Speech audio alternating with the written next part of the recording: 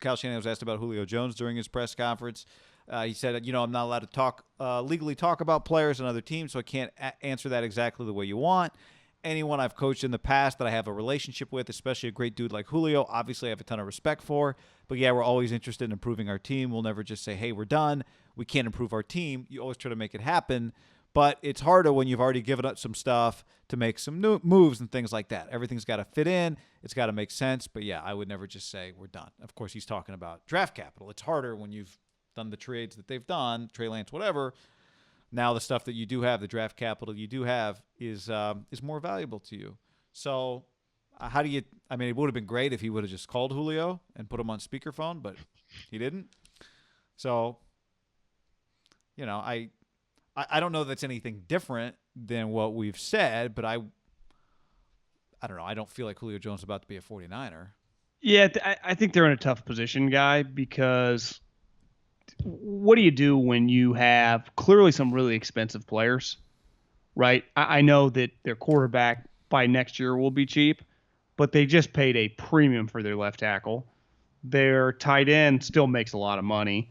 Their middle linebacker is going to get paid a lot of money, right? So they're going to try to probably use the money like that they don't have on buying guys in free agency, where you go, we're going to give up our second and get Julio, which I'm not opposed. Like I do think when you just think about what would the Rams do, what would Seattle do, they wouldn't hesitate. So I'm not opposed to doing it, but you and I talked about it earlier this week. It's one of the conversations. Like if you're the Rams, you're already so far in, right? It's like, well, you throw an extra chip on the table for this hand. Like, what are you even talking about? For the Niners, you're still thinking like we're going to really be able to do it for the next 5 or 6 years. We got to balance trying to win it all now to try to like build a powerhouse for like the next 3 years, and maybe Julio can be a part of that. But are we going to get into a bidding war, right? Because that's the thing with Julio. There's a bidding war. You would not be alone. So even if you offered a second, is there a chance the second doesn't get it done? I saw Breer wrote that ideally I think they want a first, but more than likely factor in the money. Like, does he end up going for like a second and a 4? Would it shock you if he went for a second and a 3? I saw one of I think the Atlanta Falcons took a Breer quote because he had talked to Matt Ryan and just went, under no circumstances can we trade Julio Jones less than we trade. Who's the dude? Who's the guy? Kyle mentioned him. The wide receiver that the Patriots traded for from the Falcons. He's on the Niners right Mohamed now. Sanu. Yeah. Do you know they traded a second and a third round pick for him? So the Falcons blog was like, listen, I get it, trade deadline, but like you're saying Mohamed Sanu is going to go more for Julio Jones? Like, I don't give a shit that he makes, like, he doesn't make $100 million. Like, what are we talking about? Yeah, I mean, the difference I would say is it was trade deadline. It was desperation. Also, like part of this is don't you guys try and unload Julio's contract, right? But his contract. But my point is his contract's not that crazy. I know. But that's the line that's been pushed, and it's like if Julio just requested a trade, it's easy for the Falcons to just say, yeah, hey, we want to keep Julio, but Julio wants out.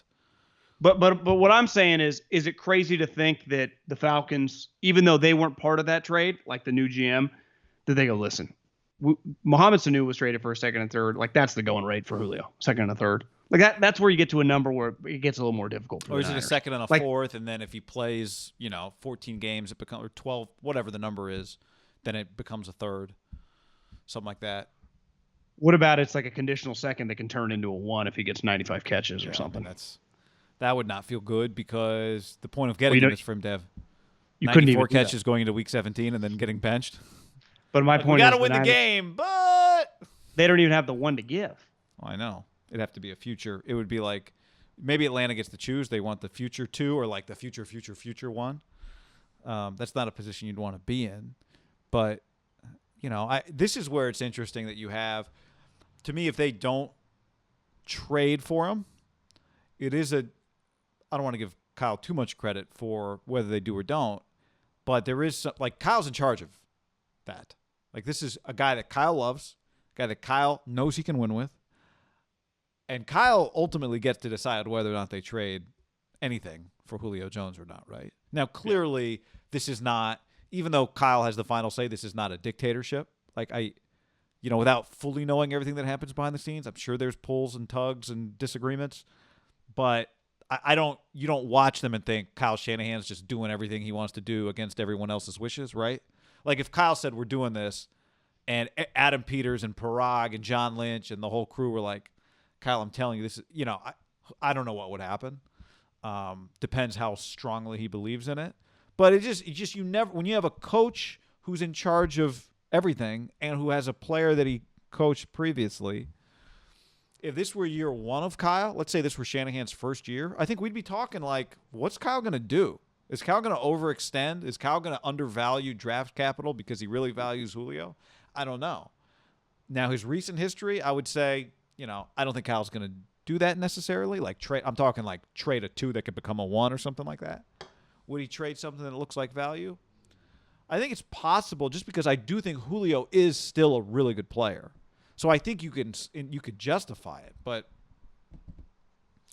it'd be really dependent on you winning games, because if that pick turns into a really good pick, it'd be a disaster. I just think there are so many teams, even a team that like we never mentioned, like the Tennessee Titans, that view like, well, you put Julio with AJ to go with Ryan Tannehill and Derrick Henry and Vrabel, like why aren't we competing to win the AFC? Or like, to be right there with the Bills as the second best team. Right? I mean, obviously we've talked about the Colts a lot, the Packers. Like there are other good teams. Like financially it factors in, you need money, but the Ravens haven't done anything too crazy in a while. Like we'll give you a second and a third for Julio. Right? We still got Lamar on the cheap contract. Like, would that blow you away if they made that? It's just there are a lot of teams that we don't even mention that like would make sense when you just kind of talk it out, right? Yeah. I do think one of the questions is, we heard what Julio told Shannon Sharp about the Cowboys. Says he's not interested in being a Cowboy. Says he wants to win. They're probably not interested in Julio. They're probably not. No, they're not. But we can never count Jerry out. But I guess one of the unanswered questions here is, to what degree does Julio want to control his destination? You think I overpaid Dak? Watch him throw for 17 touchdowns a game. You're giving up 48 points a game. Yeah, but I got Dak, CeeDee Lamb, and Amari on my fantasy team, and I'm just crushing it. Their offense would be unstoppable. And their offense would be sweet.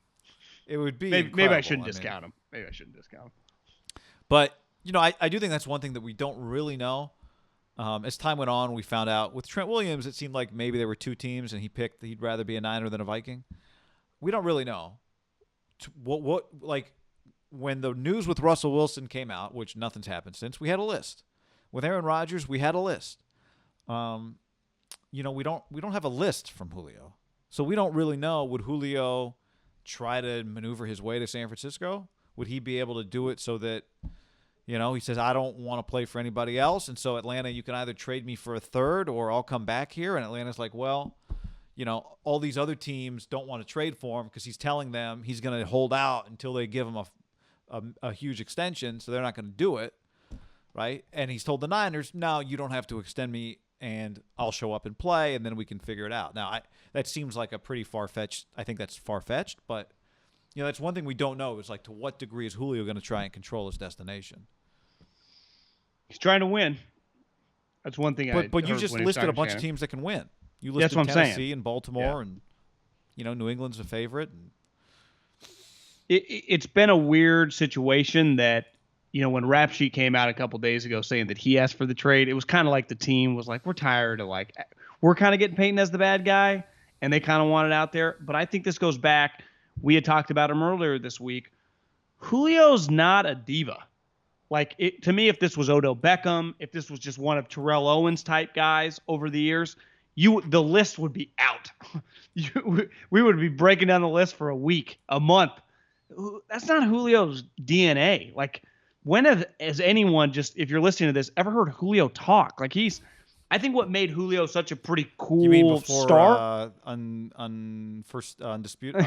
Yeah. Undisputed.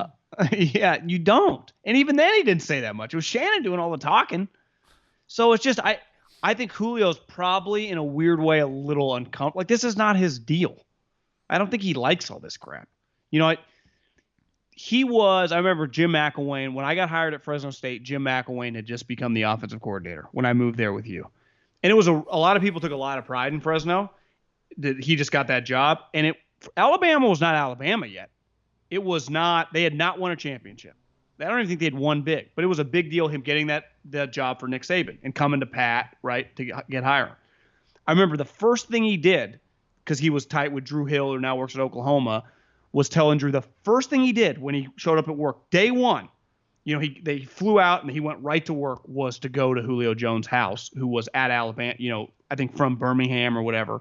They went there with Nick in like a limo. This was back like when you had, in like '08. It was like his first huge recruit. Julio was the number one recruit, I think, in the country. And they got him. I saw PFF tweeted out just like, Julio's been sweet for a long time. Just some of his high school or college highlights. That was a great highlight. It was like, holy shit, this guy. I'm watching that thinking, I've watched all these receivers the last 2 years. This guy looks like a different animal. Like Jamar Chase is pretty awesome, but Jamar Chase is 6 feet tall. This guy's 6'4". So much bigger than everybody else was on the field. He's huge. So it's just, he's a pretty special. So back to Kyle, like just to finish that point, could you just justify it? Like he's just an all-time special outlier. I do think to finish your other point though, I do think he's been kind of underexposed to the point that Julio would be even bigger if he had been on another team, like the Giants or the Cowboys or the Eagles or the Patriots. Like he's just he's on a market that's just it's for being a team that's had some success. They're not like the team that moves the needle. No, it's really kind of weird. And again, he's a massive superstar. Yeah, you could justify this. Like, if the question was off the record, Kyle, do you want Julio on your team? The answer to that is yes. He would say yes. I want Julio on my team. Yeah, I won't talk. If they trade a second-round pick for him, I won't think they're crazy at all. Even though it is risky, big picture. But I think sometimes it's different in basketball, because basketball, clearly they're not tied to picks anymore, right? They'll trade picks at just crazy paces over the last several years for stars. Yeah.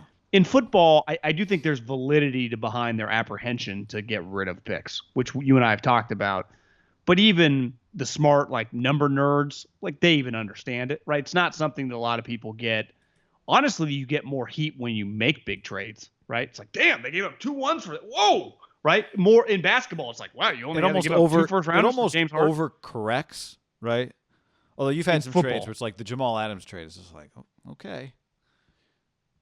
But would the Rams undo the Jalen Ramsey deal right now? But I think Pete would say, did you see Jamal Adams play? He's the best player on the field beside Russell. And have you seen us draft? We don't in the first round. So whatever. Those are that pick. Well, I'll give. Again, part of it is like we think there's 18 first-round picks every year. We're never drafted in the top 18. So we traded a second rounder, an expensive second rounder in our minds. Right? You could easily think of it that way if you were Seattle. If you were pro, like Kyle wanted to do it, and one of the guys is arguing like, we can't give up this pick. Well, it would be like, well, if we win a playoff game this year, we just make it to the second round. The second round pick that the Rams, for example, used on a wide receiver, they got Tutu. Tutu weighs 145 pounds. Now he's like the fastest guy in the draft, but would Sean McVay rather have Tutu or would he rather have Julio Jones? Like most DK Metcalfs and AJ Greens are not, or AJ Brown. Like we can't just assume that's who we would get in the second round. But I've been in these meetings and I have enough friends now. That is what they talk about. They're like, we could get AJ Brown in the second. Well, yeah, but you probably won't, know? But it's also about what else could you do with that pick in terms of trades. And the price. So he's $1 million a year. There are a bunch of variables. I get it. Yeah, like if Tutu is, 60% as productive as Julio this year, and you have other good pretty players, valuable, given their money. Just given the money, it's But Julio's going to be sweet.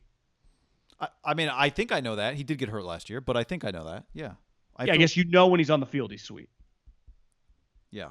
The risk, really the only risk is injury. Like if he had never missed a game, he might end up going for a first round. But the risk is that it's football, right? Yeah. It's like he's hurt older before player. Last year. Been in the league for a decade.